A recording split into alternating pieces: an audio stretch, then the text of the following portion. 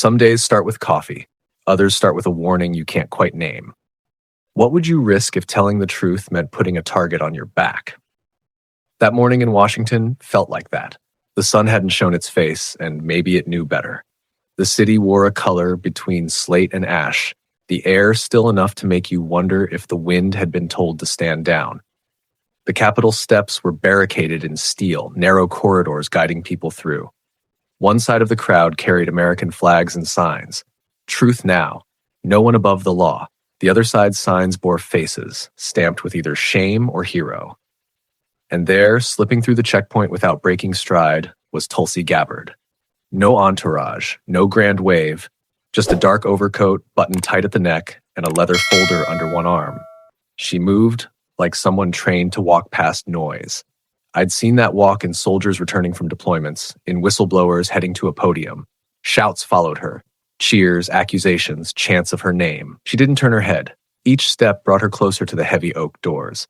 Inside, the air was heavier. The hearing chamber's high ceilings and polished walls usually felt imposing. Today, the space felt smaller. The press section buzzed, tripods shifted, lenses focused, reporters whispered like gamblers hedging bets. She reached the witness table, sat straight, hands folded. The folder stayed shut. The chair's gavel cracked. Director Gabbard, you have the floor. She leaned into the mic, deliberate. Open quote, this is not conjecture. These are sworn affidavits, internal communications, and declassified memoranda, evidence that the highest offices in this country misused our intelligence apparatus for political ends. Close quote. Then she named them. Barack Obama, Hillary Clinton, James Clapper. No gasps, just stillness. She slid a document to the clerk. Screens lit up, a plain government memo. Dated December 2016. Header, operational objective. Text, maintain perception of foreign compromise to restrict President-elect's policy maneuvers. Maintain perception, she read. Not investigate evidence, maintain perception. She outlined Oval Office briefings that seeded the idea, the DNI's analysts shaping it, leaks to select reporters, press amplifying to the public opinion justifying further action. It wasn't about informing citizens, she said. It was about shaping them. She detailed the Clinton network's post-election web of consultants, lawyers, and media contacts, keeping opposition research alive through intermediaries. This blurred the line between losing a race and waging an information war against the victor. Clapper's memoir excerpts appeared beside Iraq WMD-era memos. Iraq then, Russia now, she said. Different theater, same playbook. From the second row, Trump leaned forward. Recognized by the chair, he said, open quote, everything she's showing you is why they went after me. They weren't protecting the country. They were protecting themselves and the system that keeps them untouchable. Close quote. He faced the press. Open quote, you took their leaks. You ran fiction as fact, not because it was true, but because it hurt me and helped them. That's not journalism. That's collaboration. Close quote. Tulsi opened another folder. This is the communications lattice, encrypted messages, private emails, leaked talking points, intelligence to media, media to cultural platforms, platforms to the public. Within 72 hours, legitimacy polling dropped 11 points, Trump added, and they used that drop to justify everything that followed. Tulsi closed her folder. If there are no consequences, this becomes the template. Today it's about one president. Tomorrow it's about silencing a movement. Outside, the sky pressed low. Inside, everyone knew. This was just the opening salvo. Broke the quiet like a slow tear through paper. Mr. President, the floor is yours. Trump stood. Not rushed, not dramatic, just a calculated adjustment of his tie. The kind of movement that says, I'm comfortable here. No notes. If Tulsi's weapon was a folder of facts, his was memory, sharpened over years. He leaned into the mic and let his first sentence hang. Open quote. What you just heard from Director Gabbard is 100% correct. Well, close quote. He didn't look at the committee. He looked past them, past the press, straight into the camera lenses at the back. I swear every cameraman leaned forward slightly. Open quote. This wasn't just an intelligence operation. It was a media operation, and I lived it. Day after day, headline after headline, lie after lie. Close quote. He turned toward the press row, not accusing one reporter, or accusing all of them. Open quote. You helped them. You ran with their leaks. You treated fiction like fact because it hurt me and helped the people you wanted in power. Close quote. No one shifted. Silence became resistance. Open quote. The Russia collusion story didn't survive on classified memos. It survived because of panels, celebrity interviews, late-night comedy that stopped being funny and started being propaganda. Close quote. He began naming them. Howard Stern, Stephen Colbert, Jimmy Kimmel, each name another chapter in a book the public was forced to read. Open quote. They turned hating me into a business model. And guess what? That model's failing. Close quote. Not a wide rally grin, a half smile of someone handing an enemy their own playbook. Open quote. When you tell half your audience you don't want them, they leave. When you make your brand about one politician, the day that politician leaves office, so does your relevance. Close quote. The Democratic members shifted. No gavel came. Open quote. I'm not here to settle scores. I'm here to point out that the cultural machine, the one that backed Obama, Hillary, and their intelligence people, was as vital to this hoax as those who wrote the fake reports. Without them running cover, it wouldn't have lasted a month. So, close quote, he sketched it plainly. A leak in a morning paper became an afternoon talk show segment, then a comedy punchline at night. By morning, it was common knowledge. Open quote. Some entertainers were coordinated. Others didn't need to be. The talking points were in the papers they read every morning. Intel feeds the press feeds celebrities feed the public poison. Close quote. He leaned forward, voice dropping. Open quote. Culture shapes perception. If you can make half the country laugh at the idea of a president being a Russian agent, you can make them accept lies they'd never tolerate otherwise. Close quote. Then he pivoted. Open quote. And it's not just about me. Look at what's happening on our streets. The same cultural machine pushed defund the police. They glamorized activists who wanted cops gone. Now people like Holly in Cincinnati are paying the price. Close quote. Heads turned toward the gallery. Holly sat quietly, hands clasped. Open quote. She was beaten in public. Nobody helped. People filmed it like a TV show. That's what happens when you convince a generation that law enforcement is the enemy. Criminals feel bold. Good people feel abandoned. Close quote. His tone hardened.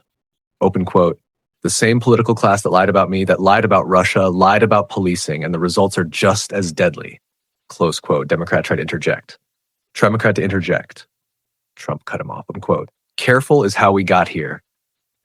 Careful is why no one got held accountable for Iraq's fake WMDs. Careful is why 4 years of a presidency were stolen from voters. I'm not here to be careful. I'm here to be clear. Close quote. Open quote. You can't fix the intelligence community without fixing the culture that shields it. You want to stop the next hoax? Break the cycle. No more cozy dinners between media execs and political operatives. No more celebrity mouthpieces pretending to be independent. Until then, you'll get more Tulsi Gabbards in this chair telling you how your government lied to you, and each time the lie will be bigger. Close quote. He sat. The room buzzed in a low murmur that meant something had shifted. The chair turned to JD. The ground level cost. Vance rose slowly, buttoning his jacket like in debates. His first words weren't policy. Open quote. I'm here to talk about what these high-level games look like on the ground. Close quote. He gestured toward Holly. Open quote. She's why this matters, not as a talking point, as a person. Close quote. He told it. The Cincinnati attack. A mother walking downtown, surrounded by a mob. Phones up, no one helped, no one dialed 911. Open quote. That's not just crime, that's culture. A culture shaped by leaders and media telling people cops are villains, that criminals are victims. Close quote. He showed charts, police staffing trends from Columbus, Chicago, Los Angeles. All the same, fewer officers, more violent crime. Open quote. This defund the police movement wasn't grassroots. It was boosted by the same political class that sold the Russia hoax, same networks, same celebrity endorsements, same media amplification. The result? Our cities are less safe. Good officers are leaving. Predators know they have the upper hand. Close quote. He looked into the camera. Open quote. If you want to see the cost of elite narratives, walk a block in Holly's shoes. Or ask the families who can't let their kids play outside anymore. Close quote. The connection was deliberate. The same machine that could brand a president a foreign agent could brand police as the enemy. Both ran on selective information, repetition, and cultural pressure. Open quote. It's all connected. A culture willing to believe a president is a traitor without evidence is the same culture willing to believe police are the enemy without evidence.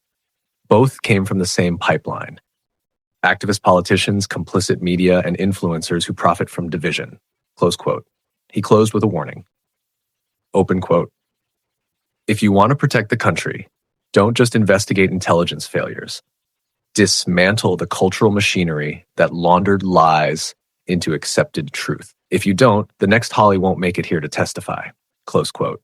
When he sat, the silence felt like the air before lightning. The back rooms.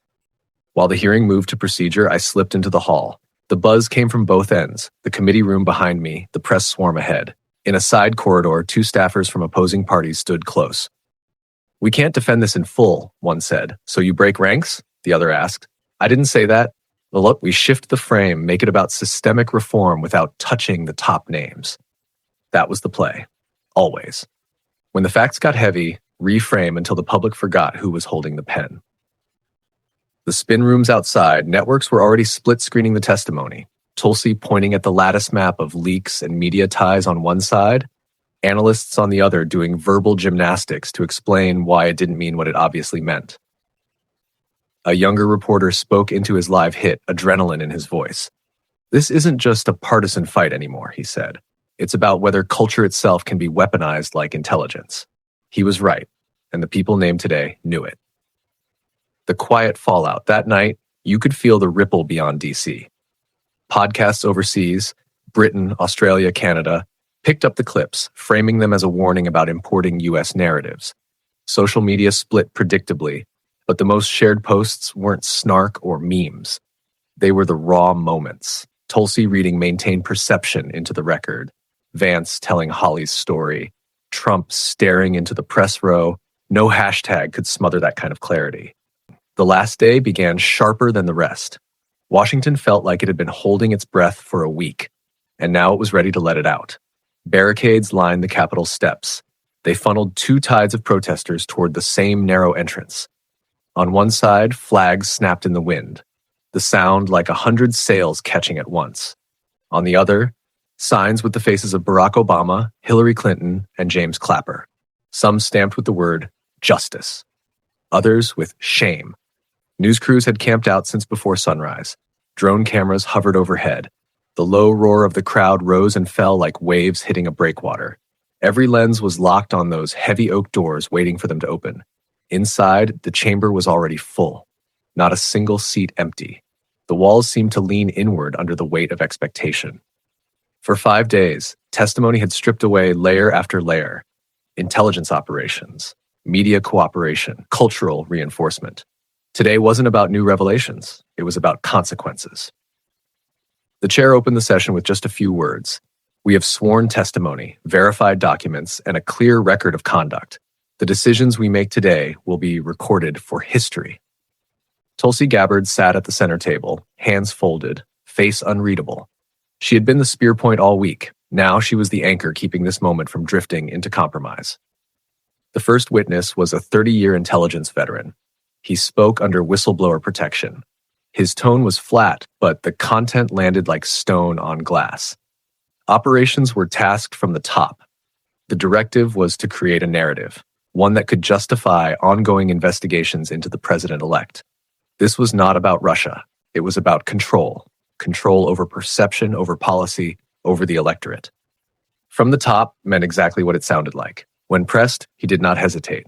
President Obama, Secretary Clinton, Director Clapper. The room froze. Even after a week of bombshells, hearing those names together in that order carried a different kind of weight.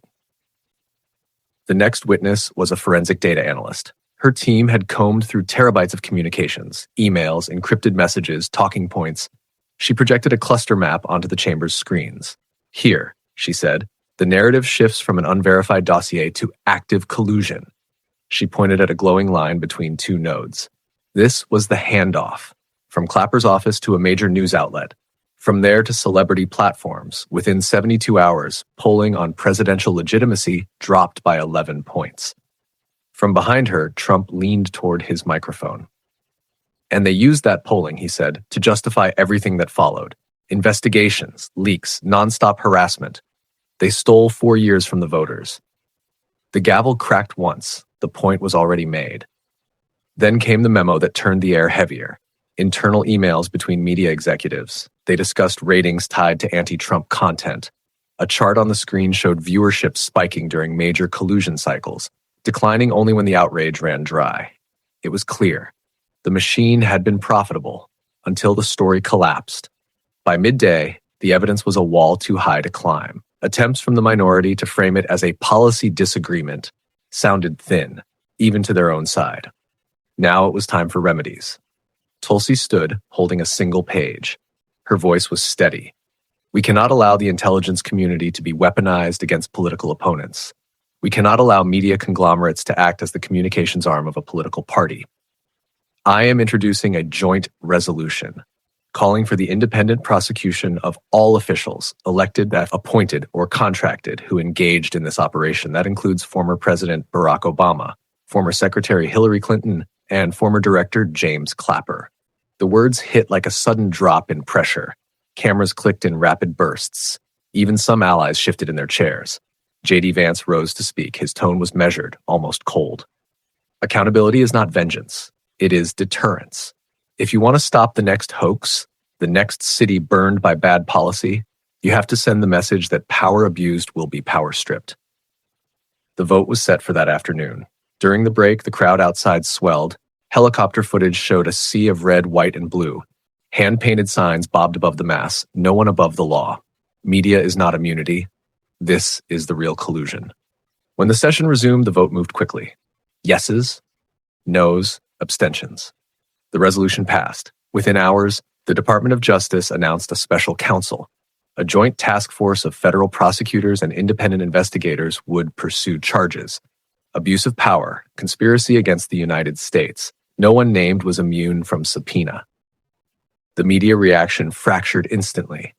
Some anchors spoke in careful tones about the dangers of prosecuting former leaders. Others admitted the evidence was too strong to ignore. Social media became a battlefield. But the loudest posts were not memes or jokes. They were the raw clips. Tulsi reading, "Maintain perception" into the record. Vance telling Holly's story. Trump staring down the press row. Those moments needed no editing. In the hallway, Trump faced a crush of reporters. His answer was short. They did it. We proved it. Now they face it. Back in the chamber, Tulsi gave her last words of the week. This is not about a party. It is about the republic. If we let this stand, elections mean nothing. Oversight means nothing. Law means nothing. We are either a nation of laws or we are a nation of lies. Today, we choose the law. The gavel struck. The hearing was over. Outside, the steel sky hadn't changed. But the air felt different, not lighter, sharper. Like something buried for years had been dragged into the open. And for the first time in a long time, the people who thought they were untouchable had to look over their shoulders. This wasn't an ending. It was the beginning of a reckoning.